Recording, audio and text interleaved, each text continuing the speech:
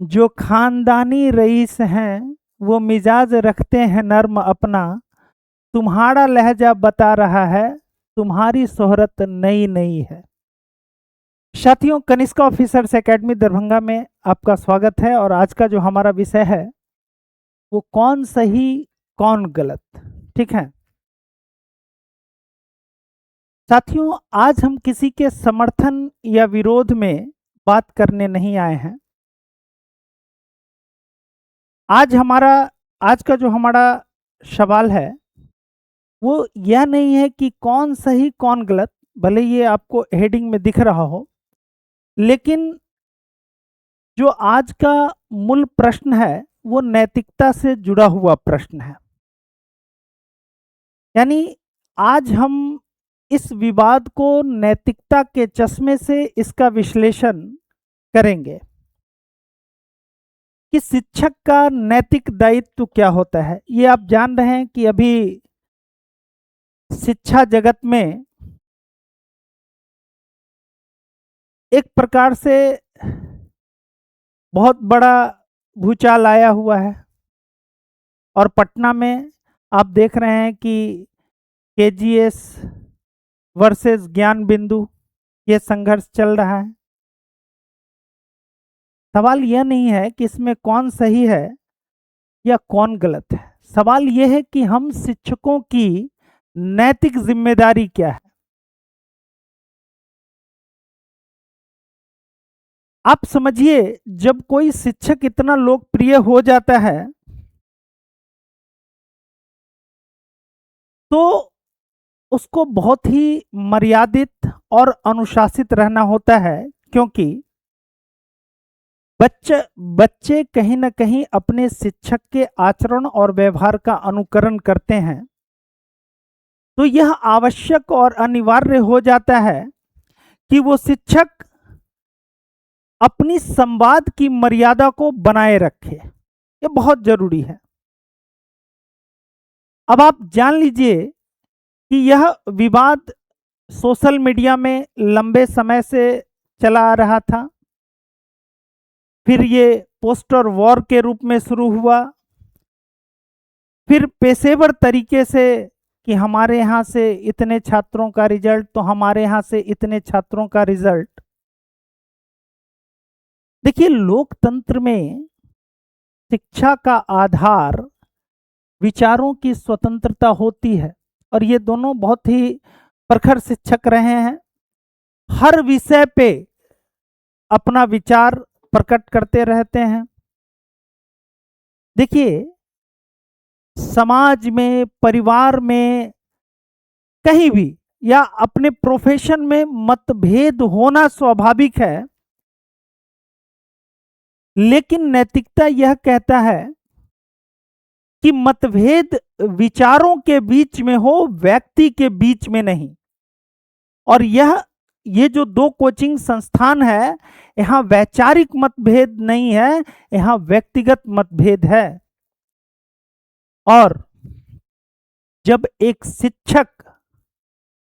दो शिक्षक के बीच व्यक्तिगत मतभेद हो तो समझिए कि शिक्षा का उद्देश्य पीछे छूट जाता है।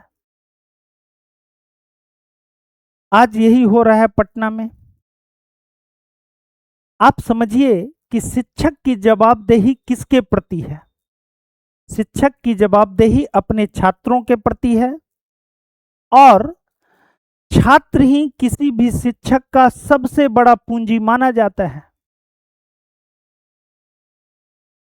लेकिन जब दो शिक्षक के बीच व्यक्तिगत विवाद बढ़ते हैं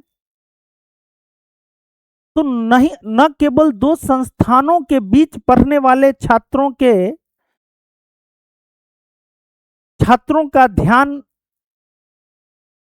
पढ़ाई से अलग हटकर इन विषयों पर केंद्रित होता है, बल्कि उस शैक्षणिक संस्थान के विचारों से प्रभावित होने वाले छात्रों का ध्यान भी अपने पढ़ाई से भटक जाता है। इसलिए नैतिक दृष्टि से इन दोनों के बीच का व्यक्तिगत विवाद, इसको आदर्श की स्थिति आप नहीं मान सकते हैं। हाल ही में ये विवाद चल रहा था, अंजना ओम कश्यप वर्सेस शिक्षक। लेकिन आज का जो विवाद है इन दोनों शिक्षकों के बीच, वो अपनी लोकप्रियता को बढ़ाने को लेकर के है।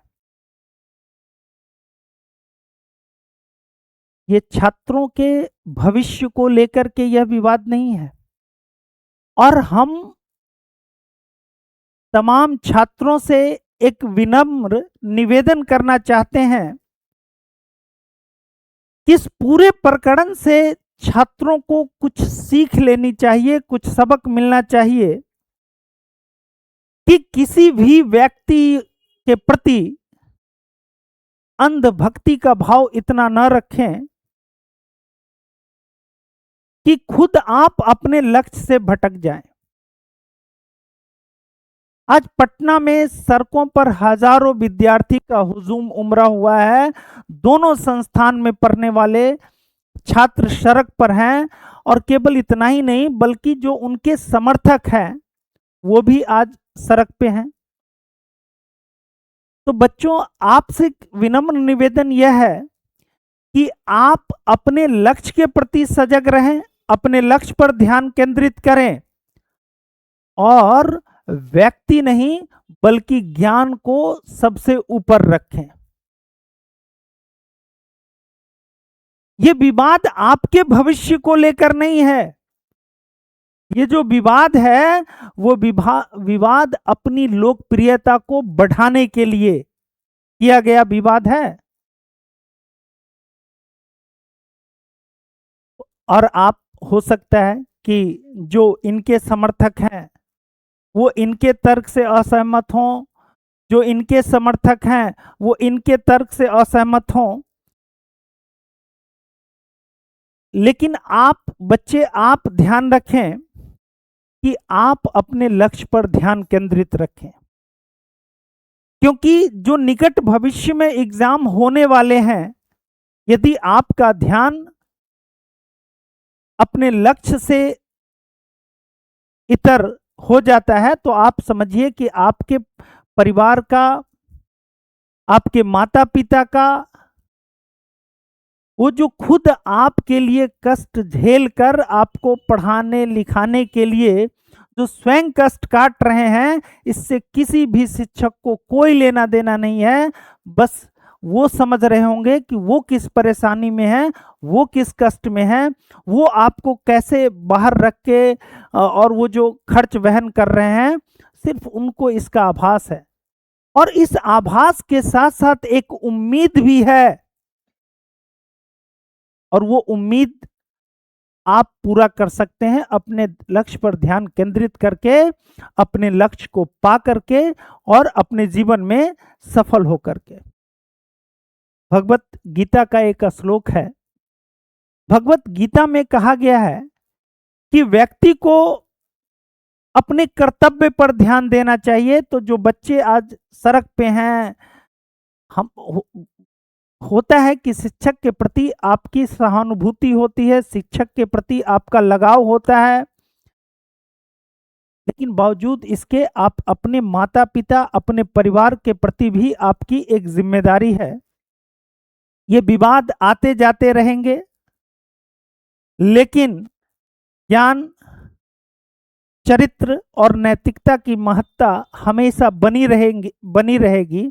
इसलिए तमाम, ये एक अद्भुत उदाहरण है। आज 18-20 साल का मेरा टीचिंग एक्सपीरियंस है, और अपने जब विद्यार्थी जीवन में भी इस तरह के उदाहरण हमको देखने को नहीं मिला। और पूरे 18 से 20 साल का जो मेरा टीचिंग कैरियर है, उसमें भी कभी इस तरह के उदाहरण हमको देखने को नहीं मिले हैं। महान वह शिक्षक नहीं होता है जो विवाद जीत जाए, बल्कि महान वह शिक्षक होता है जो अपने छात्रों का विश्वास जीत जाए और अपनी जिम्मेदारियों का उचित निर्वहन करे। और हमारी जिम्मेदारी आपके प्रति है कि आपको सफल बनाना है। तो इन विवादों में ये जो विवाद है वो आते जाते रहेंगे, अनवरत चलते रहेंगे। आपका जो बहुमूल्य समय है, अनमोल समय है, आप उस पर अपना ध्यान केंद्रित रखें और अपने लक्ष्यों को प्राप्त करने में आप सफल हों, यही हमारी शुभकामना है। बाकी सब अपने अपने लोकप्रियता के कारण ये विवाद चल रहा है। तो बस इस क्लास में इतना ही, हमको दीजिए इजाजत। धन्यवाद।